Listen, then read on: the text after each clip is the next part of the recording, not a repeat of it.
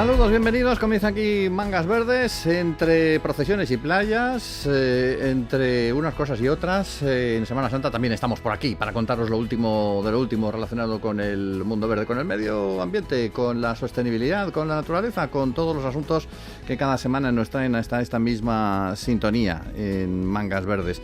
En un programa que cuenta con la realización técnica de Esteban Novillo y en nombre de la redacción con el saludo de Pedro Pablo May. En este mismo micrófono y a partir de este momento empezamos a contaros historias interesantes relacionadas todas ellas con la sostenibilidad y la naturaleza.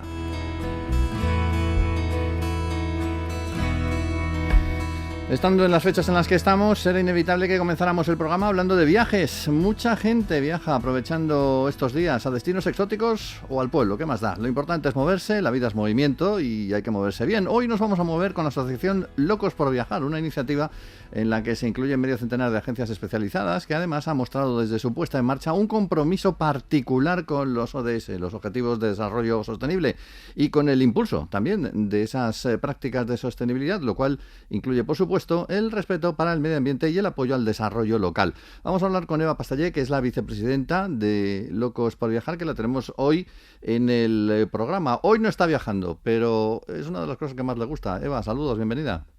Hola, buenos días. ¿Cuánto tiempo lleva funcionando Locos por Viajar? Pues mira, Locos por Viajar empezamos en el 2020 de forma como extraoficial y, digamos, legalizada como asociación pues a partir del 2021. O sea que justo en la pandemia fue un poco el motor de este grupo de agencias pues preocupadas pues por temas comunes. Uh-huh. ¿Cuáles son esos temas comunes más en concreto con los cuales estáis trabajando ahora mismo? Mira, pues sobre todo pues somos todo un perfil de agencias en las que trabajamos los viajes a medida, los viajes un poco de autor, creación de itinerarios, creación de nuevos destinos, creación de nuevas rutas, pero sí que es verdad que en la preocupación un poco a raíz también de la pandemia, que pues bueno, pues todos nos pusimos un poco pues como más a la escucha, ¿no? de la naturaleza y de nuestro entorno, pues vimos que había esa necesidad un poco de que nuestros viajeros, nuestros clientes, nuestras empresas se preocuparan un poco de que también pues se pudiera hacer un turismo más respetuoso y sobre todo pues bueno más afianzado pues con las comunidades y un poco pues yendo hacia esa dirección. Y en los estatutos de la asociación pues uno de los objetivos que se planteó es que todas las agencias miembros tenían que estar alineadas en ese aspecto. Uh-huh.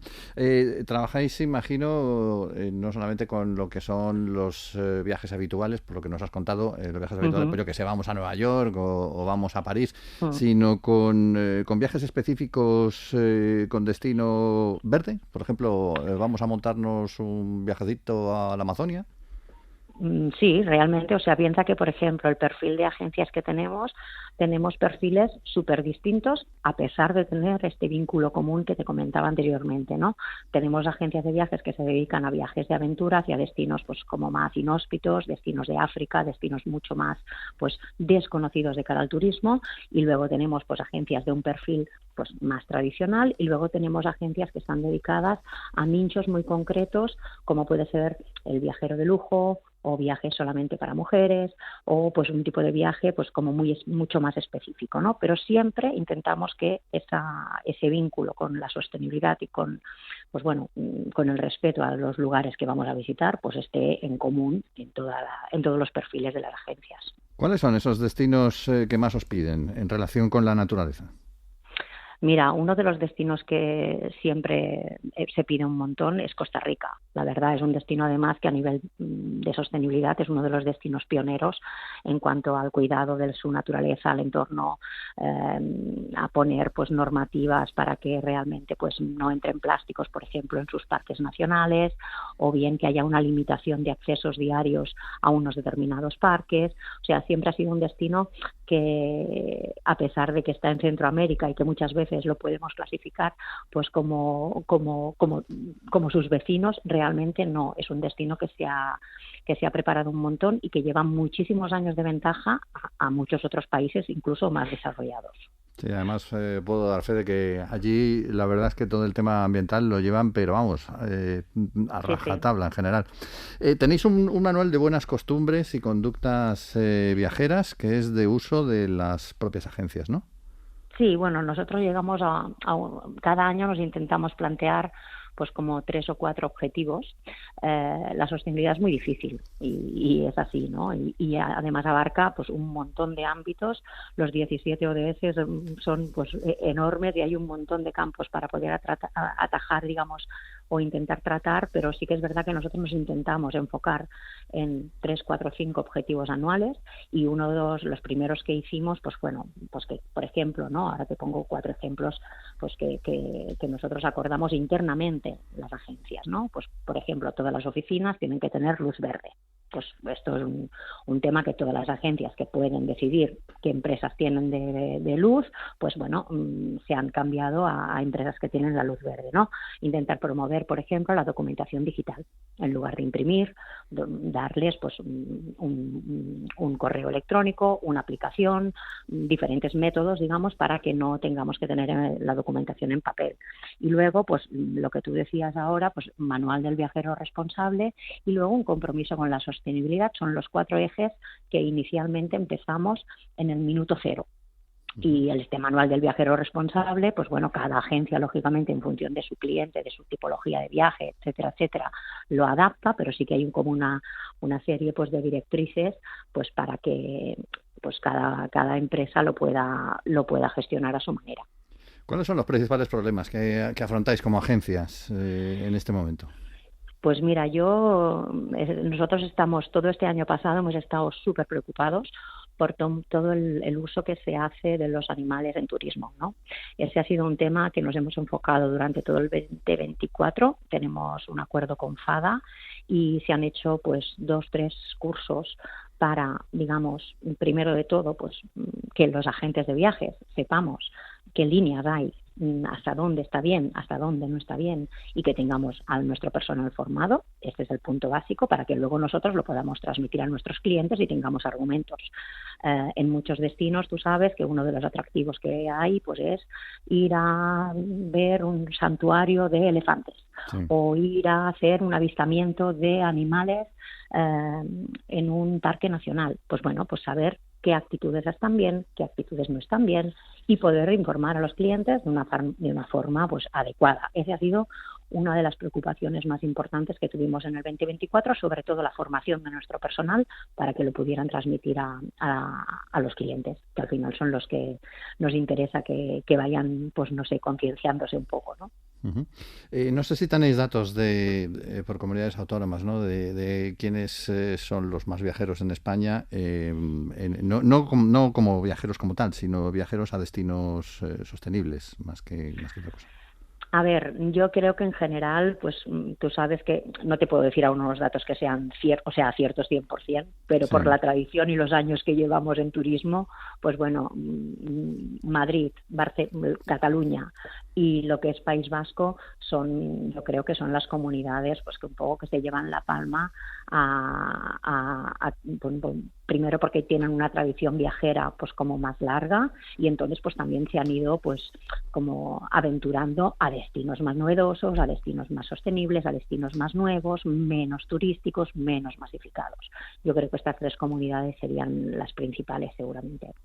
Y hay algunos destinos especialmente caros que se han puesto de moda a cierto nivel, pero que también requieren un cuidado especial. Estoy pensando, por ejemplo, en esos cruceros a la Antártida, ¿no? Aunque realmente uh-huh. Antártida como tal, yo no sé si llegan o llegan más bien a una zona cercana, pero no sé si se están poniendo en práctica medidas especiales. Complejo, ¿no? Es muy complejo. La verdad que hay muchos destinos en los que la raya esta de, digamos, las empresas privadas con la sostenibilidad realmente pues es muy, muy, muy difícil, ¿no? Y hay que tener un equilibrio bien complicado, ¿no? En lo que es en la Antártida, por ejemplo, como tú mencionas, hay 2 tipos de barcos que acceden a la Antártida. Los que son propiamente expediciones, que entonces sí que llegan a la Antártida y desembarcan, pero entonces son barcos más pequeños, que son, pues bueno, con una limitación de número de personas muy clara, con unos lugares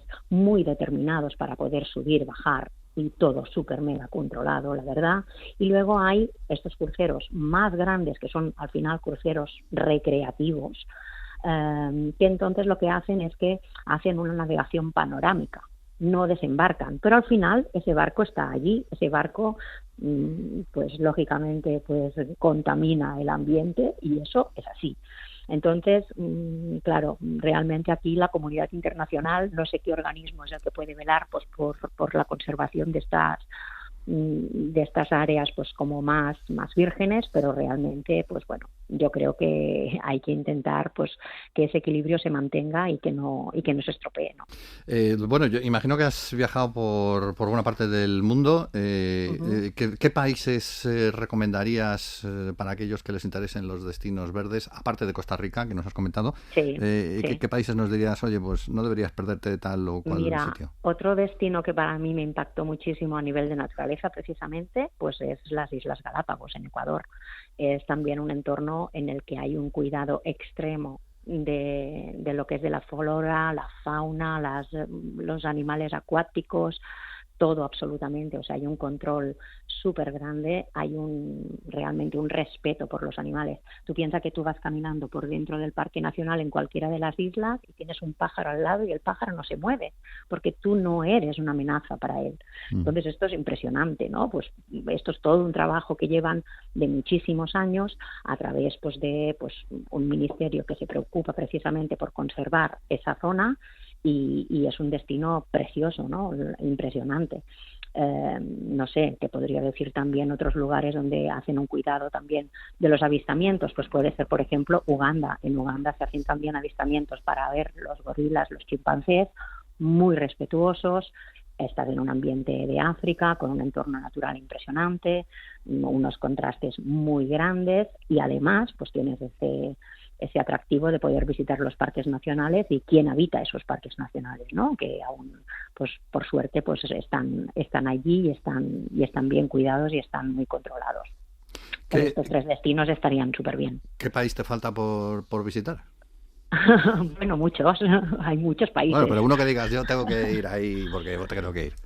Mira, uno de los que ahora mismo tengo muchísimas ganas es Etiopía, porque yo soy muy viajera y entonces a mí pues este tipo de destinos me atraen un montón. Y luego, pues por ejemplo, uno más próximo pues puede ser Uzbekistán, que tampoco lo conozco y también me gustaría conocer. Bueno, pues a ver si dejamos aquí el deseo ya manifestado para que, exacto, para que se cumpla. Se haga realidad, efectivamente. Eva Pastalle es la vicepresidenta de Locos por Viajar. Gracias por habernos acompañado hoy en el programa. Muchas gracias. Mangas verdes, la naturaleza también es divertida.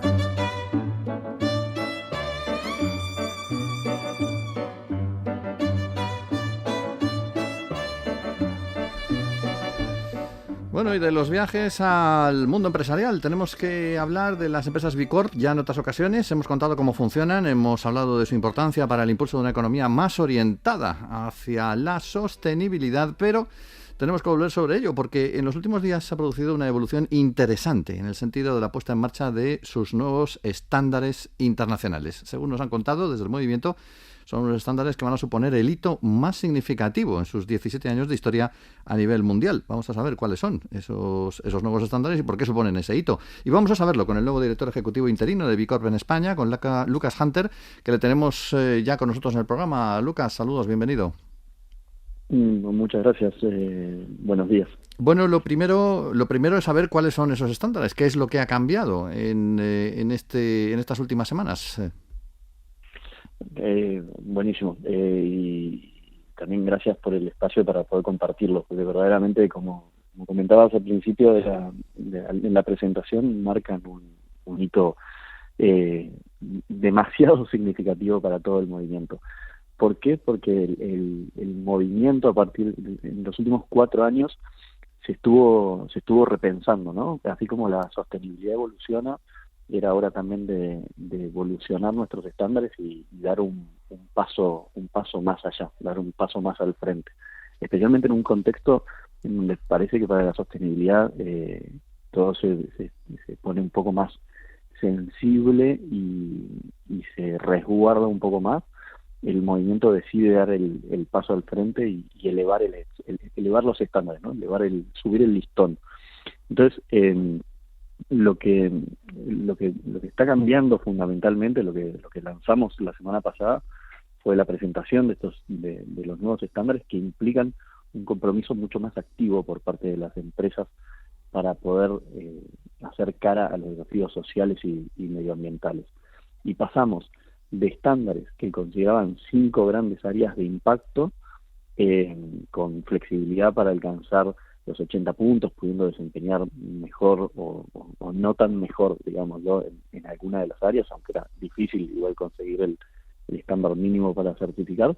Pasamos a 7 grandes temas de impacto en donde el movimiento entendido, a partir de un proceso transparente y con 2 consultas públicas, más de 26.000 comentarios recibidos de personas y organizaciones en más de 67 países, 7 grandes temas en donde las empresas van a sí o sí tener que desempeñar un nivel mínimo. Ya no se van a poder compensar entre desempeños en distintas áreas de impacto, sino que en temas de impacto como derechos humanos, trabajo justo, circularidad y gestión ambiental, justicia, equidad, diversidad e inclusión, y algunos más, las empresas siempre van a tener que tener un mínimo de cumplimiento. Y al mismo tiempo demostrar mejoras concretas en distintos estadios de la certificación, ¿no? Entonces el nuevo estándar prevé evaluaciones recurrentes, especialmente en el momento de inicio, en el año 0, en el año 3 y en el año 5, para ver esa mejora continua con las cuales las B Corps se comprometen. Ya se comprometían en los hechos, y ya una vez que sean parte de la comunidad siempre había una intencionalidad de seguir mejorando el impacto. Pero ahora con el estándar queda de manifiesto y queda incluido dentro de esta integración de datos y metodologías. Quisiera sumar. Sí, dime. Sí, dime. No, que quisiera sumar que me parece también hay algo que el estándar incluye, que también es un paso disruptivo para cómo entender la sostenibilidad y el rol de las empresas en la transformación del sistema, que se incluyen muchos puntos que tienen que ver con la acción colectiva y con la transformación del sistema, ¿no? Entonces, hay una cuestión particular de gobernanza, de partes interesadas y acción, de gobierno, Public Affairs and Collective Action. Public Affairs es las acciones gubernamentales y las acciones colectivas que las empresas realizan en las áreas que les resulten más alineadas a su cultura y a su interés para hacer cara a esos desafíos sociales y ambientales que tenemos. Ya conseguir ese estatus de empresa B Corp era complicado si uno no se comprometía especialmente con esos estándares anteriores. Imagino que para las empresas que están ya en el movimiento, pues va a ser, como bien comentabas, un paso más, profundizar un poco más. Pero para las que en algún momento se puedan plantear ingresar en el mismo, se complica más todavía. ¿Creéis que eso puede tener un impacto a la hora de reclutar nuevas empresas? Los nuevos estándares tienen nosotros seguimos con la misma visión desde el movimiento de transformar el sistema, y para poder lograr eso lo que hacemos es poner a disposición las herramientas y la hoja de ruta. Sí. Las empresas que están certificadas y quieran ir por la certificación obviamente son siempre mucho más que bienvenidas a la comunidad B Corp. Van a tener un proceso que seguramente sea un poco más complejo, pero que es alcanzable, y que quizás va a tomar un poco más de tiempo. Es posible que tome un poco más de tiempo, pero no tenemos dudas de que se puede hacer, porque incluso dentro de este proceso de construcción en los últimos 4 años para el nuevo estándar, para el desarrollo del nuevo estándar, hemos consultado tanto a empresas que están certificadas como a empresas que no están certificadas, y algunas de las preguntas que incluíamos tenía que ver con cuán preparadas se sentían para poder estar en esos estándares que se exigía. Y los resultados eran súper alentadores, tanto dentro de la comunidad de empresas ya certificadas como las que no son, con las que no tienen la certificación. Entonces, ¿va a tomar por ahí un poco más de tiempo? Sí, la respuesta es que seguramente sí.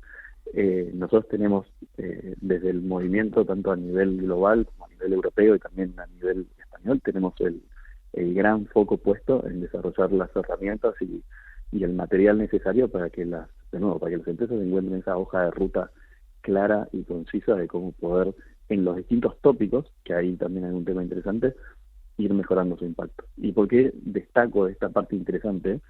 Porque así como nuestra visión es transformar el sistema, entendemos que esto es un camino, ¿no? Entonces, que una empresa puede decir, mira, de acuerdo a lo que me están pidiendo algunos de mis grupos de interés, hoy quiero focalizarme más en temas de justicia, equidad, diversidad e inclusión. Entonces, voy a desengranar todo este tópico, voy a trabajarlo específicamente en los próximos meses y después voy a seguir viendo cuál es con el que puedo continuar. Por ahí quieren seguir con gestión ambiental y circularidad. Después hacer otro de derechos humanos en la cadena de valor. Entonces, los tópicos tienen esa posibilidad de tratarlos incluso independientemente. ¿Cuáles van a ser las empresas que estén certificadas dentro del movimiento? Aquellas que tengan un mínimo de cumplimiento en todos esos tópicos. Y así lideren con el ejemplo y puedan también transmitir sus buenas prácticas al resto de la comunidad de empresas certificadas y también las que no estén certificadas pero estén interesadas especialmente en esos tópicos de impacto, digamos. ¿Cómo puede influir en el futuro del movimiento B Corp la situación geopolítica mundial ahora mismo, con el tema de los aranceles norteamericanos, la guerra que no termina de terminar en Ucrania y Rusia, el ascenso de China, que no se ha caracterizado precisamente en su historia comercial por tener unos objetivos muy sostenibles?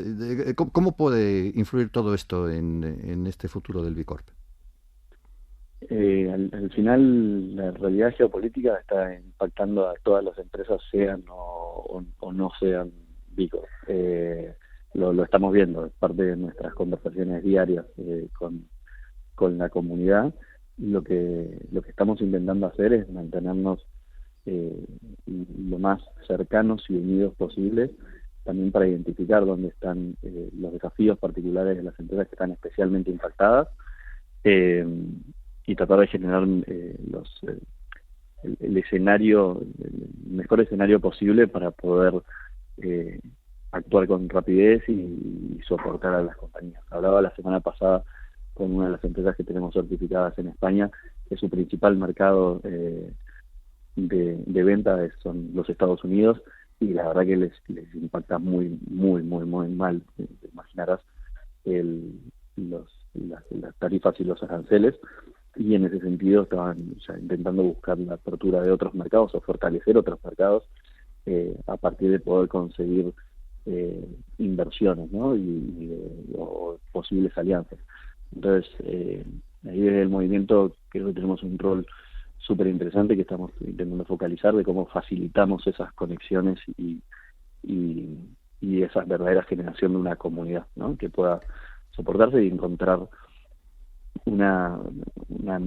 mayores facilidades a la hora de generar sinergias y colaboraciones, incluso de negocio para la comunidad. No se trata solamente de que es genial y estamos todos muy alineados en valores y en la visión y en la importancia de dar el paso al frente con este contexto geopolítico, pero también entendiendo que somos una comunidad de empresas y que como empresa hay que hacer negocio, y eso es lo que da sostenibilidad y le da vida a las organizaciones que son parte del movimiento. Y de esos 10 años de B Corp en España, ¿nos puedes hacer un breve resumen, una conclusión? Imagino que lo tendréis como un proceso positivo y con ánimos de seguir creciendo. Sí, efectivamente. Mientras me lo preguntas estoy sonriendo en este momento porque uno piensa, ¿no?, en los primeros años y en cómo por ahí era un grupo de locos intentando hacer las cosas distintas en el mundo empresarial, y como una primera comunidad de poquitas empresas que se encontró muy alineado en temas de valores y que salió a contar, ¿no?, que las cosas se podían hacer en una forma distinta. En esos 10 años esa comunidad de pequeñas empresas muy alineadas en esos valores fueron tomando ese rol y el principal foco durante los primeros años fue crear la comunidad, ¿no? Ese espacio de encuentro para compartir inquietudes, para compartir sueños, porque al final es mucho de compartir sueños y formas de hacer las cosas. Y la verdad que en todo el mundo y también en España vimos un incremento muy notable del interés y las aplicaciones y el crecimiento de empresas durante los años de la pandemia, ¿no? Al revés de lo que se podía suponer, que la pandemia iba a ser un stopper para esto, fue un espacio en donde las empresas se comprometieron, entendieron que había que cambiar la forma de hacer las cosas y vimos unos incrementos exponenciales, de nuevo, a lo largo de todo el mundo, pero especialmente también en España, de la cantidad de aplicaciones y creaciones de cuentas en la evaluación de impacto. ¿Cuántas empresas hay en España ahora mismo?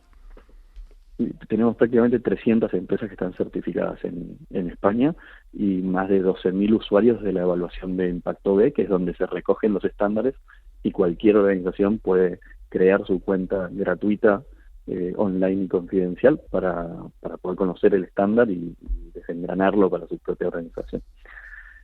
¿Y qué es lo que vemos? Y que vemos que es desafiante y es un buen augurio dentro de las casi 300 que tenemos hoy, es que se ha elevado muchísimo también el listón y ese pedido y esa solicitud y requerimiento de soporte y de tener impacto con sentido, ¿no? Y de tener herramientas sólidas, compartir buenas prácticas, casos de negocio.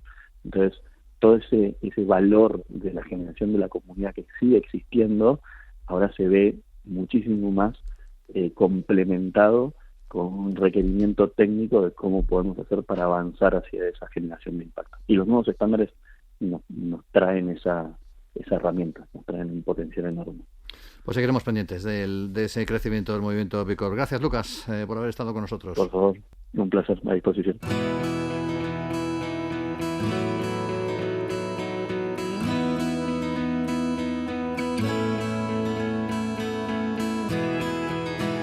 Nos vamos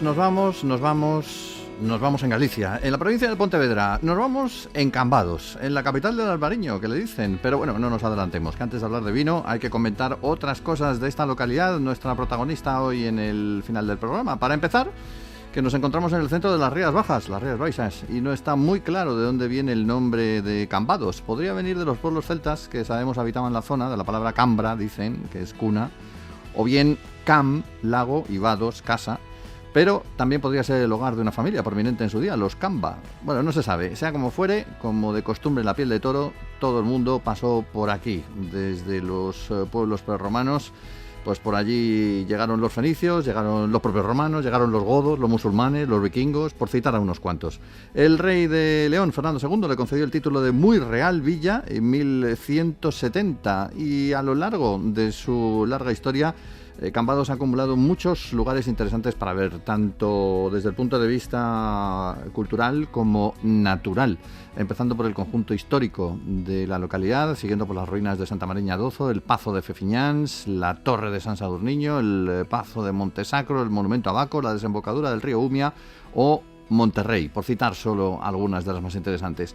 No te vayas de Cambados sin trasegarte su caldo gallego, su empanada, su pulpo a feira, sus percebes, su arroz con bogavante o su ternera gallega, todo ello regado, ahora sí, con el albariño. Y de postre, filloas, siempre filloas, y el orujo de hierbas, ya de remate.